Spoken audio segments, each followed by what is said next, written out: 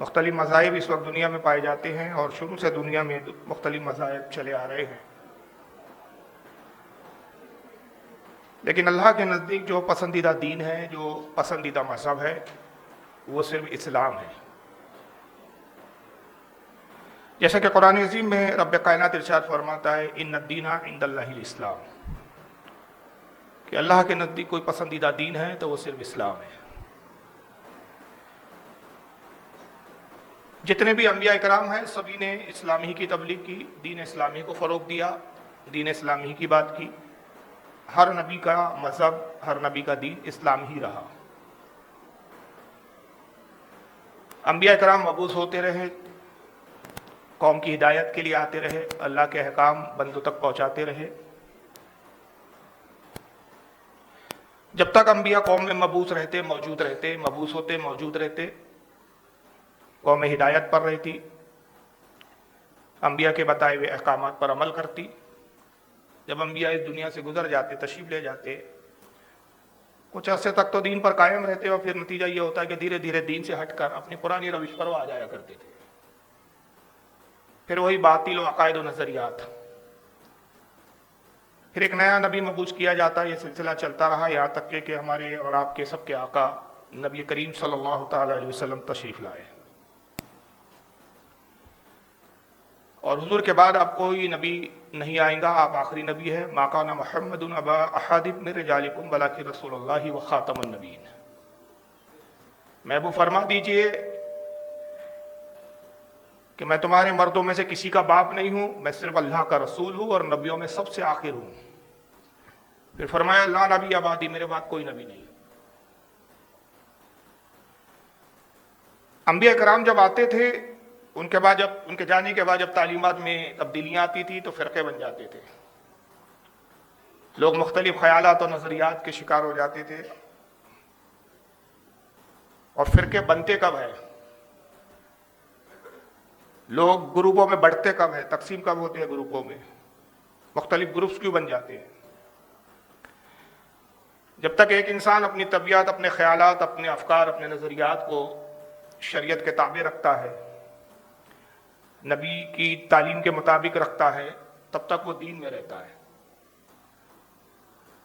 دوسرے لفظوں میں کہ جب تک وہ دین کے تابع رہتا ہے، دین کے ماتحت رہتا ہے، وہ ایک سچا مسلمان ہوتا ہے، ایک سچا مومن ہوتا ہے، دین کا فالوور ہوتا ہے۔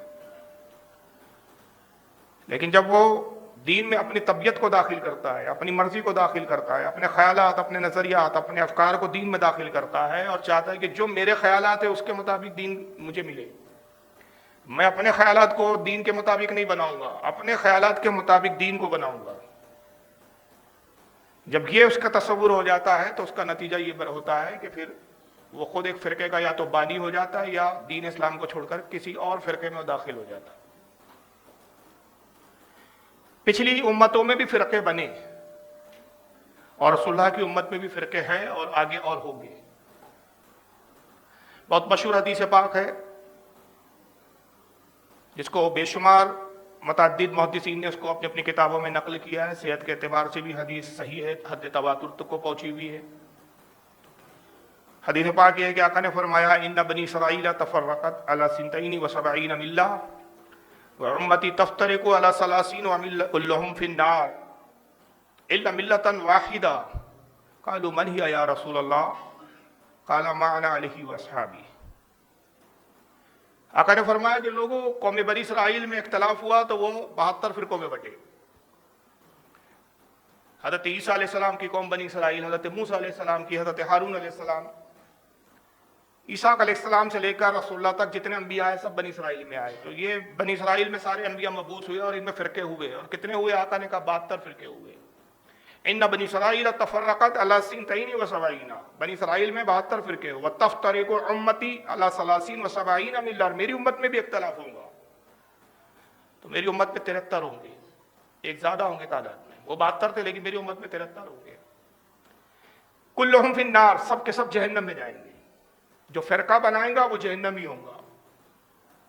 جنتی کون ہوگا؟ تو صحابہ نے عرض کیا، پوچھا قالوا من هي یا رسول اللہ، اے اللہ کے رسول صلی اللہ تعالی علیہ وسلم جنتی جماعت کی نشانی کیا ہے، پہچان کیا ہے، کیسے پہچانے کہ جنتی جماعت کون سی ہے؟ قال ما انا علیہ و اصحابی، کہا کہ جو میرے اور میرے صحابہ کے عقیدے پر ہوں گا وہ جنتی ہوگا، وہی جماعت جنتی ہوں گی جو میرے اور میرے صحابہ کے عقیدے پر ہوں گی۔ رسول نے پیشن گوئی کی اور اللہ نے کہا فرقوں میں مت بٹو، فرقوں میں مت جانا، فرقے تو ہوں گے، یہ مقدر ہے اس امت کے لیے کہ فرقے ہوں گے، مگر اگر تم ہدایت چاہتے ہو، تم کامیابی چاہتے ہو تو فرقوں میں مت جاؤ، اپنی اصل سے جڑے رہو، اپنے اسلاف کی تعلیمات پر عمل کرتے رہو۔ فرمایا، اور سورہ آل عمران آیت نمبر 103 ہے، وَاعْتَصِمُوا بِحَبْلِ اللَّهِ جَمِيعًا وَلَا تَفَرَّقُوا، اے لوگو تم سب مل کر اللہ کی رسی کو مضبوطی سے تھام لو، اور یہ اللہ کی رسی کیا ہے؟ دین اسلام ہے، شریعت اسلامیہ ہے، یہ اہل بیت ہے، یہ صحابہ ہے، یہ سارا جو ایک مجموعہ ہے یہ اللہ کی رسی ہے۔ تم سب مل کر اللہ کی رسی کو مضبوطی سے تھام لو، ولا تفرقوا، اور فرقوں میں مت بٹو، گروپ بندیاں میں مت جاؤ، ٹکڑے ٹکڑوں میں نہ ہو جاؤ۔ اور آقا نے بتایا کہ قیامت تک میری امت میں فتنے آئیں گے اور ہر فتنہ ایک فرقے کا سبب بنے گا، اور اس امت میں اتنے کثرت سے فتنے ہوں گے کہ حدیث پاک میں آتا ہے، ان اسامہ بن زید رضی اللہ تعالیٰ، اسامہ بن زید رضی اللہ تعالیٰ عنہ روایت کرتے، قال اشرف النبی صلی اللہ علیہ وسلم الا اعطی من ما اطعم المدینہ، کہتے ہیں کہ رسول اللہ صلی اللہ علیہ وسلم مدینہ پاک میں ایک اونچے ٹیلے پر تشریف لے گئے، مدینے کے ٹیلوں میں سے ایک اونچے ٹیلے پر تشریف لے گئے، ایک چوٹی پر تشریف لے گئے،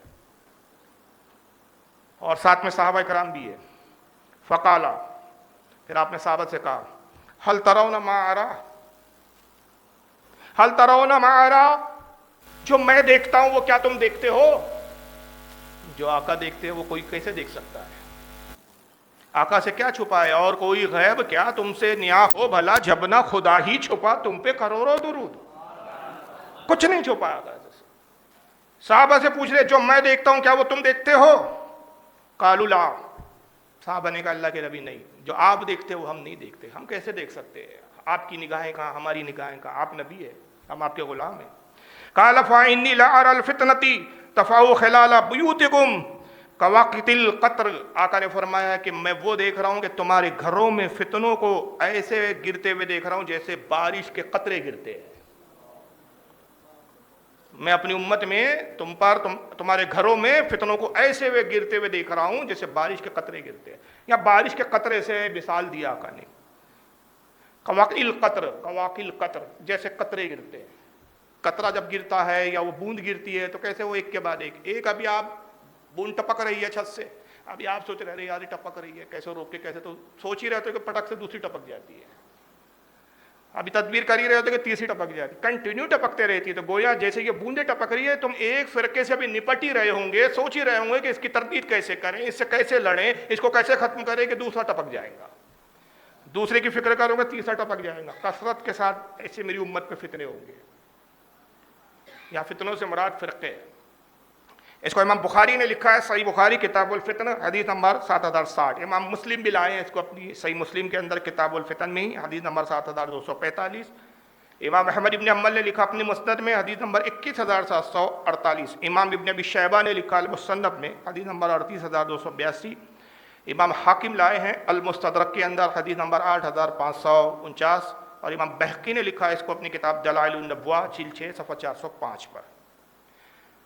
اب فتنے جب ہوں گے تو پھر مسلمانوں کی کیفیت کیا ہوں گی، لوگوں کی کیفیت کیا ہوگی؟ جدھر جائیے ایک الگ فتنہ، ایک نیا فتنہ۔ ناگپور میں دیکھ لیے تو دو چار فرقے تو آپ کو ناگپور میں مل جائیں گے، اور میں ایک علاقہ جاتا ہوں، یہ میری تقریر انٹرنیٹ پہ جائیں گے، میں معذرت کے ساتھ میں ان سنیوں کو نہیں بول رہا ہوں جس علاقے کی میں بات کر رہا ہوں، میرا اشارہ بد مذہبوں کی طرف ہے۔ ہندوستان کا ایک ایسا شہر ہے جہاں میں بارہا گیا ہوں، جاتا رہتا ہوں، الحمدللہ بہت بار گیا ہوں، گنتی بھی نہیں یاد ہے کہ کتنے بار گیا ہوں۔ آپ کو جتنے فرقے پورے ہندوستان میں نہیں ملیں گے، سارے فتنوں کا ایک ایک ماڈل آپ کو جگہ مل جائے گا، اور وہ حیدرآباد کی سرزمین، قادیانی آپ کو وہاں مل جائیں گے، دیوبندی وہاں مل جائیں گے، اہل حدیث آپ کو مل جائیں گے، نیچری مل جائیں گے، شیعہ مل جائیں گے، تفضیلی مل جائیں گے، رافضی آپ کو مل جائیں گے، نیچری آپ کو مل جائیں گے۔ ارے کون سا فرقہ ہے جو وہاں نہ ملے آپ کو؟ ہر محلے میں ایک نہ ایک فتنہ کھڑا ہوا ہے۔ حیدرآباد میں یہ حالت ہے، جیسا معلوم ہوتا ہے جیسے فتنوں کا ایک شو روم ہے اور ہر ماڈل وہاں رکھا ہوا ہے، اتنے فتنے۔ اب جب یہ اتنے کثرت کے ساتھ فتنے ہوں گے تو حالت کیا ہوں گی؟ آئیے اب یہ حدیث میں سرکار بتا رہے ہیں کہ کیا ہوں گی. ان ابو ہریرہ رضی اللہ تعالیٰ عنہ، حضرت سیدنا ابو ہریرہ رضی اللہ تعالیٰ روایت کرتے ان رسول اللہ صلی اللہ علیہ وسلم قال، فرمایا کہ آقا صلی اللہ علیہ وسلم نے ارشاد فرمایا بارد بالعمل فتانا کا قطع اللیل مظلم. آقا نے فرمایا لوگوں عمل کرو، عمل کرو اس سے پہلے کہ فتنے اندھیری رات کے ٹکڑوں کی طرح نازل ہو. اندھیری رات کا جیسے ایک ٹکڑا ہوتا ہے نا، رات کا ایک حصہ ایسا ہوتا ہے، اس کو آپ نے فرمایا کہ رات کا ایک ٹکڑا گویا جس میں بہت تاریکی ہوتی ہے، بہت اندھیرا ہو جاتا ہے. رات کا ایک ایسا بیچ رات کا ایک حصہ، جیسے رات شروع ہوتی ہے تو پوری طرح اندھیرا نہیں ہوتا، چاندنی ہوتی ہے، کچھ روشنی ہوتی ہے. دن نکلنے والا ہوتا ہے تو ہلکی ہلکی روشنی ہونے لگتی ہے، لیکن رات کا ایک درمیانی تاریک کا وہ حصہ ہوتا ہے کہ بہت اندھیرا ہوتا ہے. آقا نے فرمایا کہ رات کا جیسے ایک ٹکڑا ہوتا ہے اس طرح فتنے اس ٹکڑے کی طرح، تاریکی کی طرح کہ جس میں ہاتھ کو ہاتھ سجائی نہ دے. اس فتنے کے نازل ہونے سے پہلے عمل کر لو، عمل کرو. اور کیا ہوگا اگر تم عمل کی طرف توجہ نہیں دو گے، ایمان کی تحفظ کی طرف توجہ دیں گے. یصبح الرجل مؤمنا، اس فتنوں کے زمانے میں حالت یہ ہوں گی کہ انسان صبح مومن ہوگا ویمسی کافرا، اور رات کے وقت کافر ہو جائے گا، شام کے وقت کافر ہو جائے گا. صبح مسلمان ہوگا تو رات کو کافر، دین کی سمجھ ہی نہیں ہے، مذاق مذاق میں کیا کفر بول دیا پتہ ہی نہیں ہے. صبح ایمان والا تھا رات میں کافر ہو گیا، پتہ ہی نہیں ہے کس جگہ بیٹھ رہے ہیں، کن کے ساتھ اٹھ رہے ہیں، کن کے ساتھ کھا رہے ہیں، کن کے ساتھ پی رہے ہیں، کس کی ہاں میں ملا رہے ہیں. صبح مسلمان تھا، شام کو کافر ہو گیا. اور پھر آقا فرماتے وَيُمْشِ مُؤْمِنًا وَيُصْبِحُ كَافِرًا، اور اس وقت یہ ہوگا کہ شام میں اگر وہ مومن ہوگا تو صبح صبح تک جو ہے وہ کافر ہو جائے گا. یعنی صبح مومن ہوگا تو شام کو کافر ہو جائے گا، شام کو مومن ہوگا تو صبح کافر ہو جائے گا. اس نے پل پل پہ ہی اس کے ایمان نکل جائے گے. اور کیوں کافر ہوگا، سبب کیا ہوگا اس کے کافر ہونے کا؟ آئیے وجہ آگے آقا ارشاد فرما رہے یَبِعُ دِینَهُ بِعَرْضٍ مِنَ الدُّنْیَا قلیل، صرف دنیا کی قلیل دنیا کی خاطر کے عوض اپنے ایمان کا سودا کرے گا. چند سکوں کی خاطر قلیل دنیا حاصل کرنے کے لیے اپنے ایمان کے سودے کرے گا. چائے میں بک رہا ہے، بریانی میں بک رہا ہے، دعوت میں بک رہا ہے، ہوٹل پہ بیٹھے بیٹھے بک جا رہا ہے. کوئی چائے پلا رہا ہے تو ہاں آپ ٹھیک کہہ رہے بھائی، ہو گیا. صبح مومن تھا کافر ہو گیا، اس کے کفر کی میں معاملے میں ہاں میں آن ملایا گیا. شام میں بیٹھا ہے، صبح صبح مومن تھا، مسلمان اٹھا، کلمہ بھی پڑھ رہا تھا، نماز بھی پڑھا، شام میں بیٹھا چائے پیتے ہوئے بد مذہب کے ساتھ بیٹھا، ہاں میں ملایا، کافر ہو گیا. شام میں مسلمان تھا، صبح صبح فجر کے بعد نکلا، چائے پینے نکلا، وہابی جی مل گئے، بدعقیدہ مل گئے، ہاں ہاں آپ بھی ٹھیک کہہ رہے ہیں، ہاں بالکل، گیا. عشاء پڑھ کے سوئے تھے تو مسلمان تھے، فجر پڑھنے کے بعد آئے چائے پینے تو گئے. تو آقا نے فرمایا کہ کافر ہونے کی اس کی وجہ کیا ہوگی؟ اپنا دین دنیا کی قلیل لالچ میں، قلیل مال کی لالچ میں بیچ دے گا. یہ فتنوں کا زمانے کا یہ عالم ہوگا. اور آج یہ کیا زمانہ آپ کو نظر نہیں آ رہا ہے؟ ابتدا ہو چکی ہے، بلکہ میں کہوں گا کہ وہ جو آخری منزل ہے کہ جہاں بہت کثرت سے ہوں گے، اس ابتدا سے کچھ آگے بڑھ چکے، ہم نصف تک آ چکے ہیں. اس حدیث کو امام مسلم لائے ہیں کتاب الایمان کے اندر، حدیث نمبر 313. سنن ابو داؤد میں امام ابو داؤد لائے ہیں کتاب الفتن والملاحم، حدیث نمبر 4259. امام ترمذی نے لکھا اس کو کتاب الفتن، حدیث نمبر 2195. امام احمد ابن حنبل نے لکھا اپنی مسند میں، حدیث نمبر 8030. امام ابن ابی شیبہ المصنف میں لاتے ہیں، حدیث نمبر 31053. ابن حبان نے اپنی الصحیح میں لکھا، حدیث نمبر 6704. امام حاکم المستدرک میں لاتے ہیں، حدیث نمبر 8354. حضرت امام خطیب تبریزی نے اس کو مشکات المصابی، مشکات شریف جس حدیث کی کتاب کو کہتے ہیں، حدیث نمبر 5383. میں نے 2 حدیثیں پڑھی، اگر یہ فتنوں پہ میں بیان کروں تو بہت لمبا بیان ہو سکتا ہے، اور اس پر میرے بیانات متعدد ہوتے رہتے ہیں جو انٹرنیٹ پر موجود ہے. ابھی موضوع تو ہمارا دوسرا ہے، لیکن یہ 2 حدیثیں میں نے آپ کے سامنے تلاوت کی تاکہ یہ بتا دوں فتنے کثرت سے ہوں گے بارش کے قطروں کی طرح. حالت یہ ہوں گی کہ انسان صبح مسلمان ہوگا، شام میں کافر، شام میں مومن ہوگا، صبح کافر ہو جائے گا. اور 73 فرقے ہو گئے آقا نے بیان کیا.